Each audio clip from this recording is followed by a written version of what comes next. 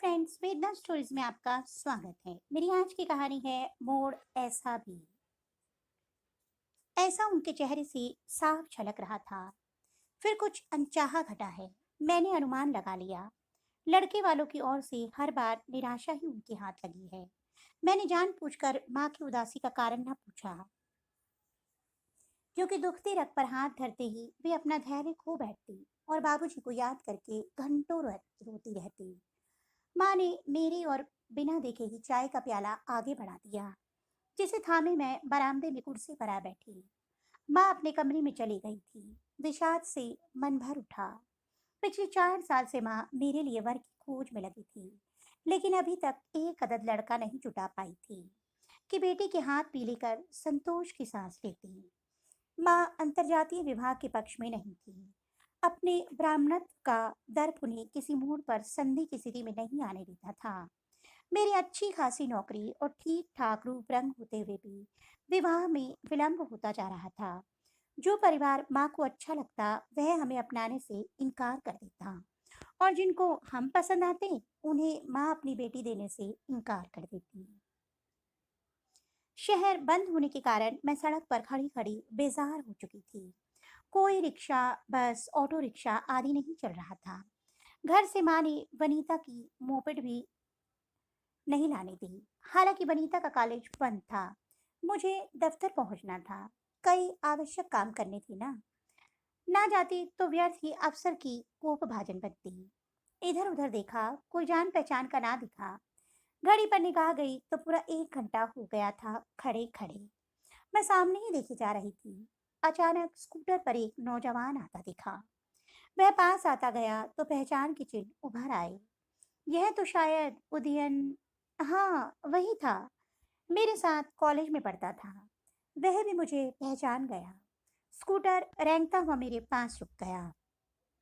उदयन, मैंने धीरे से पुकारा। शुभा, तुम यहाँ अकेली खड़ी क्या कर रही हो? बस स्टॉप पर क्या करते हैं? दफ्तर जाने के लिए खड़ी थी, लेकिन लगता नहीं कि आज जा पाऊंगी। आज कितने अरसे बाद दिखी हो तुम। शहर बंद ना होता तो शायद आज भी नहीं। कहकर वह हंसने लगा। और तुम बिल्कुल सही समय पर आए हो, कहकर मैं उसके पीछे बैठने का संकेत पाते ही स्कूटर पर बैठ गई। रास्ते भर उदयन और मैं कॉलेज से निकलने के बाद का ब्यौरा एक दूसरे को देते रहे। वह बीकॉम करके अपना व्यवसाय कर रहा था और मैं एमकॉम करके नौकरी करने लगी थी।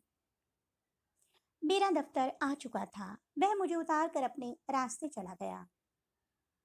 गोहरा चिट्टा, लंबी कदकाठी के सम्मोहक व्यक्तित्व का स्वामी उदयन कितने बरसों बाद मिला था। कॉलेज के समय कैसा दुबला पतला सरकंडे सा था। मैं उसे भूल कर दफ्तर के काम में उलझ गई। होश में तब आई जब छुट्टी का समय हुआ।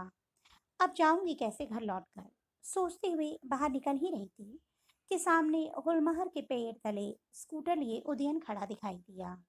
उसने वहीं से आवाज दी, शुभा, तुम? मैं आश्चर्य में पड़ी उस तक पहुंच गई। तुम्हें काम था कोई यहाँ? नहीं, तुम्हें लेने आया हूँ। सोचा छोड़ तो आया, लेकिन घर जाओगी कैसे? मैं आभार से भर उठी थी। उस दिन के बाद तो रोज ही आना जाना साथ होने लगा। हम साथ साथ घूमते हुए दुनिया भर की बातें करते। एक दिन उदयन घर आया तो माँ को उसका विनम्र व्यवहार और सौम्य व्यक्तित्व प्रभावित कर गया। छोटी बहन वनीता बड़े शर्मीले स्वभाव की थी। वह तो उसके सामने आती ही न थी। वह आता और मुझसे बात करके चला जाता। मैं वनीता को चाय बनाकर लाने के लिए कहती, लेकिन वह ना आती। एक बात मैं कितने ही दिनों से महसूस कर रही थी। मुझे बार बार लगता कि जैसे उदयन कुछ कहना चाहता है, लेकिन कहते कहते जाने क्या सोचकर रुक जाता है। किसी अनकही बात को लेकर बेचैन सा वह महीनों से मेरे साथ चल रहा था। एक दिन उदयन मुझे स्कूटर से उतार कर चलने लगा तो मैंने ही उसे घर में बुला लिया। अंदर आओ, एक प्याला चाय पीकर जाना। वह मासूम बालक सा मेरे पीछे पीछे चला आया। माँ घर में नहीं थी और वनीता भी कॉलेज से नहीं आई थी, सो चाय मैंने बनाई। चाय के दौरान, शुभा, एक बात कहूँ? कहते कहते उसे जोर से हंसी आ गई। गले में शायद कुछ फंस गया था। मैं बुरी तरह हंसने लगा। मैं दौड़कर गिलास में पानी ले आई और गिलास उसके होंठों से लगाकर उसकी पीठ सहलाने लगी। खांसी का दौर समाप्त हुआ तो मैं मुस्कुराने की कोशिश करने लगा। आंखों में खांसी के कारण आंसू भर आए थे। उदयन, क्या कहने जा रहे थे तुम? अरे भाई, ऐसी कौन सी बात थी जिसके कारण खांसी आने लगी? सुनकर वह हंसने लगा। शुभा, मैं तुम्हारे बिना नहीं रह। अधूरा वाक्य छोड़कर नीचे देखने लगा और मैं शर्मा कर गंभीर हो उठी और लाज की लाली मेरे मुख पर दौड़ आई। उदयन, यही बात कहने के लिए तो मैं न जाने कब से सोच रही थी। धीरे से कहकर मैंने उसके प्रेम निवेदन का उत्तर दे दिया था। दोनों अपनी अपनी जगह चुप बैठे रहे थे। लग रहा था इन वाक्यों को कहने के लिए हम इतने दिनों से न जाने कितनी बातें बस ऐसे ही करे जा रहे थे। एक दूसरे से दृष्टि मिला पाना कैसा दूभर लग रहा था। शाम खुशनुमा होती थी और अनुपम सुनहरी आभा बिखेरती जीवन के हर पल पर उतर रही थी। मौसम का हर दिन रंगीन हो उठा था। मैं और उदयन पखेरुओं के से पंख लगाए प्रीति के गगन पर उड़ चले थे। हम लोग एक जाति के नहीं थे, लेकिन आपस में विवाह करने की प्रतिज्ञा कर चुके थे। झरझर बरसता सावन का महीना था। चारों ओर हरियाली नजर आ रही थी। पत्तों पर टपकती जल की बूंदें जैसे शरारती लगने लगी थी। अकेले में गुनगुनाने को जो जी करता था, उदयन का साथ पाकर सारी सृष्टि इंद्रधनुषी हो उठती थी। सोनपुर चलोगी शुभा? एक दिन उदयन ने पूछा था। मेला दिखाने ले चलोगे? हाँ। माँ हमारे साथ नहीं जा सकती थी और अकेले उदयन के साथ मेरा जाना उन्हें मंजूर नहीं था। अतः मैंने वनीता से अपने साथ चलने को कहा तो उसने साफ इनकार कर दिया। पगली, घर से कॉलेज और कॉलेज से घर, यही है ना तेरी दिनचर्या। बाहर निकलेगी तो मन बहल जाएगा। मैंने उसे समझाकर तैयार कर लिया था। हम तीनों साथ ही गए थे। मैं बीच में बैठी थी। उदयन और वनीता मेरे इधर उधर बैठे थे, बस की सीट पर। इस यात्रा के बीच वनीता थोड़ा बहुत खुलने लगी थी उदयन के साथ। मेले की भीड़ भाड़ में हम एक दूसरे का हाथ थामे घूमते रहे थे। उदयन लगभग रोज ही हमारे घर आता था, लेकिन अब हमारी बातों के बीच वनीता भी होती। मैं सोचती थी कि उदयन बुरा मानेगा कि हर समय छोटी बहन को साथ रखती है। इसीलिए मैंने एक दिन वनीता को किसी काम के बहाने बहाने दीपा के घर भेज दिया था। लेकिन थोड़ी देर बाद वनीता ना दिखी तो उदयन ने ही पूछ लिया, वनीता कहाँ है? काम से गई है दीपा के घर, मैंने अनजान बनते हुए कह दिया। उस दिन तो वह चला गया, लेकिन अब जब भी आता वनीता से बातें करने को आतुर रहता। यदि वह सामने ना आती तो उसके कमरे में पहुंच जाता। मैंने उदयन से शीघ्र शादी करने को कहा था, लेकिन वह कहाँ माना था। अभी क्या जल्दी है शुभा, मेरा काम ठीक से जम जाने दो। कब करेंगे हम लोग शादी उदयन? बस साल डेढ़ साल का समय मुझे दे दो शुभा। मैं क्या कहती, चुप हो गई। मेरी भी तरक्की होने वाली थी, उसमें तबादला भी हो सकता था। सोचा शायद दोनों के हित में ही है। अब जब भी उदयन आता वनीता उससे खूब खुल खुल कर बातें करती। वह मजाक करता तो वह हंस हंस कर उसका उत्तर देती थी। धीरे धीरे दोनों भोरे मजाकों पर उतर आए। मुझसे सुना नहीं जाता था, आखिर कहना ही पड़ा मुझे। उदयन, अपनी सीमा मत लांघो, उस लड़की से ऐसी बातें। मेरी इस बात का असर तो हुआ था उदयन पर, लेकिन साली के रिश्ते की आड़ में उसने अपने अनर्गल बोलों को छुपा दिया था। अब वह संयत होकर बोलता था, फिर भी कहीं ना कहीं उसका अनुचित आशय झलक ही जाता। वनीता को मेरा यह मर्यादित व्यवहार करने का सुझाव अच्छा न लगा। मैं दिन ब दिन यही महसूस कर रही थी कि वनीता उदयन की ओर अदृश्य डोर से बंधी खींची चली जा रही है। उदयन से कहा तो वह यही बोला था, शुभा, यह तुम्हारा व्यर्थ का भ्रम है, ऐसा कुछ नहीं है जिस पर तुम्हें आपत्ति हो। छुट्टी का दिन था, माँ घर पर नहीं थी। वनीता दीपा के घर गई थी। अकेली ऊब चुकी थी मैं। सोचा कि घर की सफाई करनी चाहिए। हफ्ते भर तो व्यस्तता रहती है। माँ की अलमारी साफ कर दी, फिर अपनी और फिर वनीता की। किताबें हटाई थी कि किसी पुस्तक से उदयन का फोटो मेरे पाँव के पास आ गिरा। फोटो को देखते ही मेरे मन में किसी कटीली झाड़ी में उलझ गया था कि निकलने के सब प्रयत्न व्यर्थ हो गए। लाख कोशिशों के बावजूद क्या मैं अपने मन को समझा पाई थी? पर मेरी आशंका गलत कहाँ थी? वनीता शाम को लौटी तो मैंने उसे समझाने की चेष्टा की थी। देख वनीता, क्यों उदयन के चक्कर में पड़ी है? वह शादी का वादा तो किसी और से कर चुका है।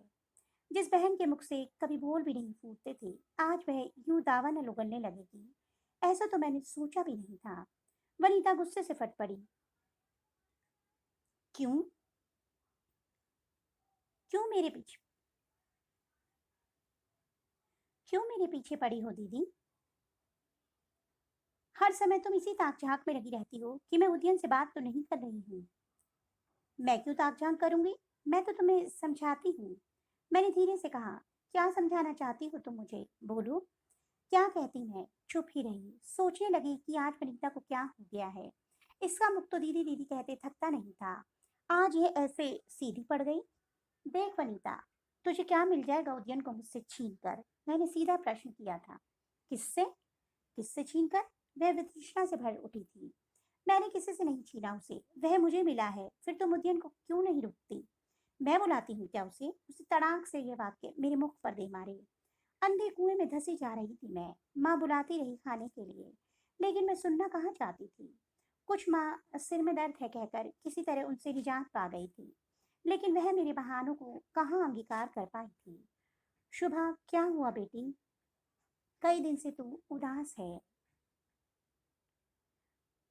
मेरी रुलाई फूल पड़ी थी। रोती रही मैं, और वे मेरा सिर दबाती रही। क्या कहती माँ से? कैसे कहती कि मेरी छोटी बहन ने मेरे प्यार पर डाका डाला है? और क्या न्याय कर पाती थी इसका? उनके लिए तो दोनों बेटियां बराबर थी। वनीता ने मेरे साथ बोलचाल बंद कर दी थी। उदयन ने भी घर जाना छोड़ दिया था। अब दोनों बहनों की रस्साकसी से तंग आकर वह किनारे हो गया था। मेरी रातों की नींद उड़ गई थी। अजीब हाल था मेरा। रुग्ण सिकाया और संतप्त मन लिए बस जी रही थी मैं। दफ्तर में मन नहीं लगता था, और घर में वनीता का गरूर भरा चेहरा देखकर कितने अनदेखी दंश खाए थे अपने मन पर। हिसाब नहीं था मेरे पास। तनाव भरे माहौल को माँ टटोलने की कोशिश करती रहती, लेकिन उन्हें कौन बताता। वनीता, तूने मुझसे बोलना क्यों बंद कर रखा है? एक दिन मैं हारी हुई आवाज में बोली थी। सोचा शायद सुलह का कोई झरोका मन के आर पार देखने को मिल जाए। समझाने बुझाने से वनीता रास्ते पर आ जाए, क्योंकि मुझे लगता था कि मैं उदयन के बिना जी नहीं पाऊंगी। क्या करोगी मुझसे बोलकर? मैं तो उदयन को छीन ले गई ना तुमसे। क्या झूठ कह रही हूँ? बिल्कुल सच कहती हो। लेकिन मेरा दोष कितना है इसमें? यह तुम भी जानती हो। उसका सपाट सा उत्तर मिल गया मुझे। तो तू नहीं छोड़ेगी उसे? मैंने आखिरी प्रश्न किया था। मुझे नहीं पता मैं क्या करूंगी, कहते हुए वह घर से बाहर हो गई। मैंने इधर उधर देखा था, लेकिन वह कहीं नजर न आई। मुझे डर लगने लगा था। दौड़कर मैं दीपा के घर पहुंची। वहां जाकर जान में जान आई, क्योंकि वनीता वहीं थी।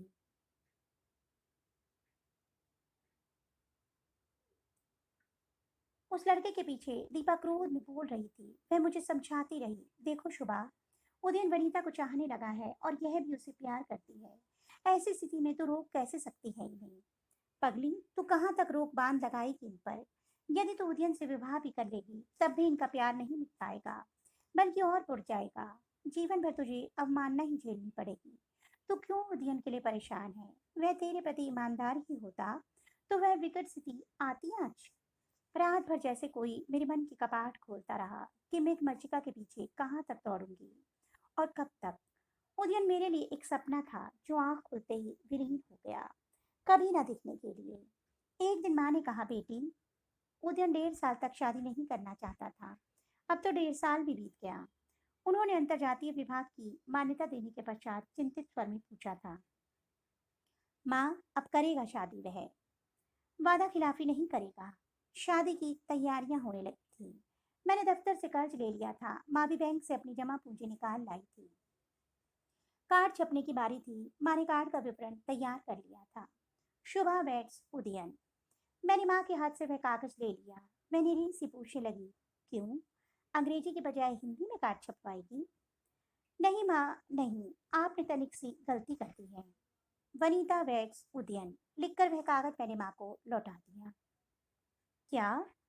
यह क्या? माँ हक्की बक्की रह गई थी। हाँ माँ, यही ठीक है। उदयन और वनीता की शादी होगी। मेरी मंजिल तो अभी बहुत दूर है। घबराते नहीं माँ, कहकर मैंने माँ की आंखों से बहते आंसू पोंछ डाले।